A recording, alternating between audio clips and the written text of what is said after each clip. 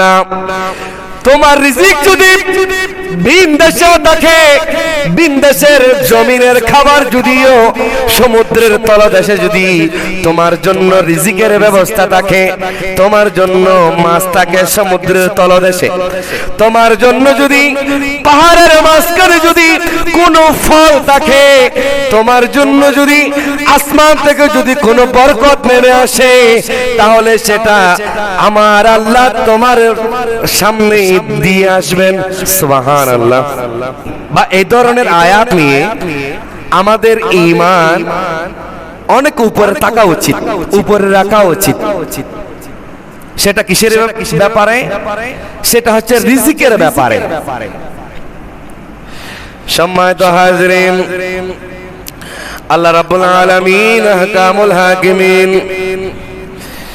সূরা সাবার 39 নং আয়াতের মধ্যে আল্লাহ রাব্বুল আলামিন আহকামুল হাকিমিন ঘোষণা দেন, বিসমিল্লাহির রহমানির রহিম, قل إن ربي يبسط الرزق لمن يشاء من عباده ويقدر له। আল্লাহ রাব্বুল আলামিন হাকামুল হাকিমিন বলেন, ইয়া রাসূলুল্লাহ, ইয়া হাবিবাল্লাহ, আপনি আপনার উম্মতদেরকে জানিয়ে দেন, আপনি আপনার উম্মতকে বলে দেন, আল্লাহ রাব্বুল আলামিন আহকামুল হাকিমিন যাকে ইচ্ছা রিজিক দেন, রিজিকের মধ্যে বরকত দেন, আবার যাকে ইচ্ছা রিজিক থেকে বরকত তুলে নেন। সুবহানাল্লাহ। এটা একান্ত কার ইচ্ছা? আল্লাহ। আল্লাহ বলেন, আমি যাকে ইচ্ছা রিজিক বাড়াই দেই, আবার যাকে ইচ্ছা রিজিক কমায় দেই। আবার আমার আল্লাহ বলছেন সূরা হুদের 6 নং আয়াতের মধ্যে আল্লাহ বলেন, ওয়ামা মিন দাব্বাতিন ফিল আরদি ইল্লা আলাল্লাহি রিজকুহা। আল্লাহ রাব্বুল আলামিন বলেন, এই পৃথিবীর মধ্যে এমন কোন প্রাণী নাই, এমন কোন আমার সৃষ্টি নাই, এমন কোন বিচরণকারী প্রাণী নাই যে বিচরণকারী প্রাণীর রিজিকের দায়িত্ব আমি নিই নাই। সুবহানাল্লাহ। তাহলে আমার আপনার রিজিকের দায়িত্ব আল্লাহ। আল্লাহর একটা নাম আছে আর রাজ্জাক। আর রাজ্জাক আল্লাহ রিজিক দাতা। আল্লাহ আমাদের আপনাদের সকলের রিজিক দাতা। সম্মানিত হাজিরিন, আপনার রিজিক যদি আপনার জন্য আল্লাহ আপনি মায়ের পেটের ভিতরে থাকা অবস্থায় যে রিজিকের ফয়সালা আল্লাহ আপনাকে দিয়েছেন, ওই রিজিক যদি সুদূর চীন দেশেও থাকে, তাহলে ওই রিজিক আপনার টেবিলের সামনে চলে আসবে।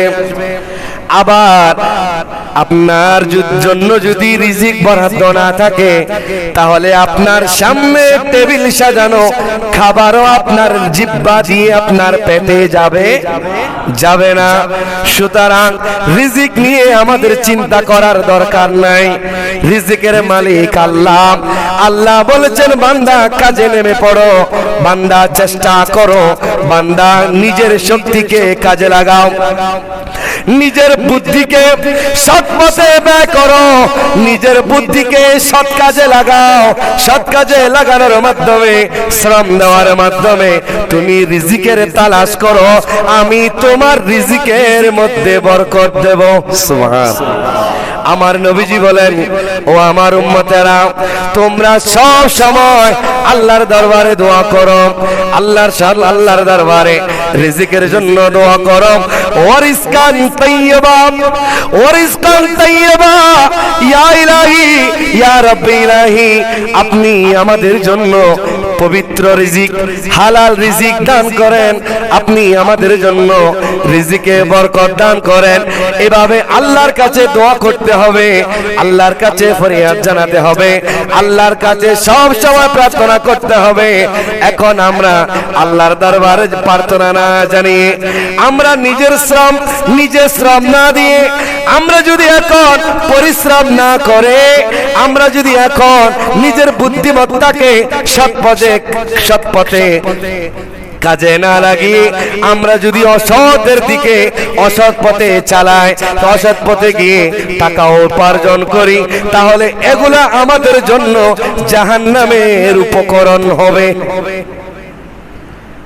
আমার নবীজি বলেন, বান্দা রিজিকের জন্য পেরেশানি হয়ো না। তোমার রিজিক যদি ভিন দেশে থাকে, ভিন দেশের জমিনের খাবার যদিও সমুদ্রের তলদেশে যদি তোমার জন্য রিজিকের ব্যবস্থা থাকে, তোমার জন্য মাছ থাকে সমুদ্রের তলদেশে, তোমার জন্য যদি পাহাড়ের মাঝখানে যদি কোনো ফল থাকে, তোমার জন্য যদি আসমান থেকে যদি কোনো বরকত নেমে আসে, তাহলে সেটা আমার আল্লাহ তোমার সামনে দিয়ে আসবেন। সুবহানাল্লাহ। তো আমরা অনেক সময় চাকরি হারিয়ে ফেলি বা ব্যবসায় লস হয়, এগুলোর জন্য হতাশ করা দরকার নেই। আমরা আল্লাহর বান্দা, আল্লাহর উপর আমাদের পূর্ণ ইয়াকিন আছে, আল্লাহর উপর আমাদের পূর্ণ আস্থা আছে।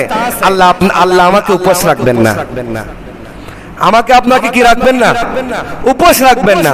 এতদিন মনে হয় এতদিন 4-5 রকমের তরকারি দিয়ে খাবার খাইছি, এখন না হয় এক তরকারি বা 2 তরকারি দিয়ে খাবো। এতদিন না হয় শুধু মুরগি খাইছি, পোলাও খাইছি, এখন না হয় শাক দিয়ে খাবো, ডিম দিয়ে খাবো। তারপরও আল্লাহ আমাকে আপনাকে উপোস রাখবেন না, আল্লাহ আমাদেরকে চালাবেন। তা আমাদেরকেও সেভাবে চেষ্টা করতে হবে, আল্লাহর উপর পূর্ণ ইয়াকিন রাখতে হবে, আল্লাহর উপর পূর্ণ ভরসা রাখতে হবে, আল্লাহর উপর পূর্ণ আস্থা রাখতে হবে। আল্লাহর উপর পূর্ণ আস্থা রেখে যদি আমরা জমিনে নেমে পড়ি রিজিকের সন্ধানে, আল্লাহ আমাকে আপনাকে একটা উত্তম রিজিকের ব্যবস্থা করে দেবেন। সুবহানাল্লাহ।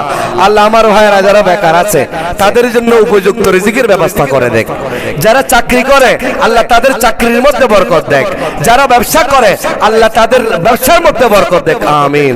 কেননা আল্লাহ রাসূল সাল্লাল্লাহু আলাইহি সাল্লাম বলেন, রিজিকের 10 ভাগের 9 ভাগ, রিজিকের 10 ভাগের 9 ভাগ আসে ব্যবসা থেকে, বরকত আসে।